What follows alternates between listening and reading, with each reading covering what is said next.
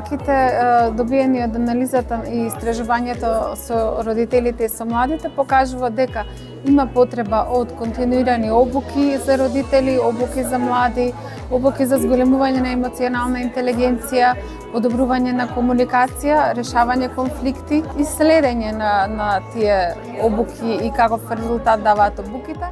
Младите денеска навистина се соочени со големи предизвици. Комуникацијата со родителите е многу важна и на тој начин тие ќе ни помогнат да ги решиме нашите проблеми и затоа треба да имаме поддршка од нашите родители.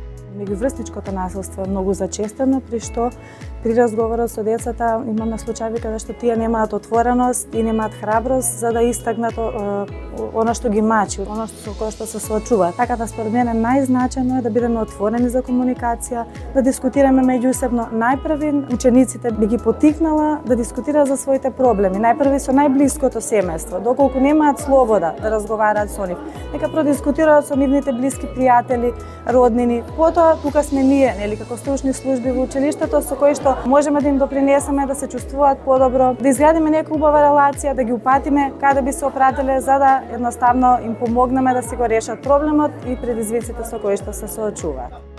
Добро е да се дискутира за менталното здравје на децата од основното, средното образование и така натаму. Меѓутоа, уште подобро ќе беше запознавање на јавноста со менталниот хендикеп, што подразбира лица со умерена, тешка и дабока попреченост, лицата со аутизам и така натаму, кои негативно влијаат врз развојот на децата. Меѓутоа, од друга страна, родителите ја прикриваат психофизичката неспособност на собственото дете и обично вели моето дете не е болно, не е интелектуално попречено, не е со аутизам и така натаму, затоа што е вклучено во образовниот процес. Сега правиме една акција да може да ги вклучиме истите во дневниот центар. Продолжен престој.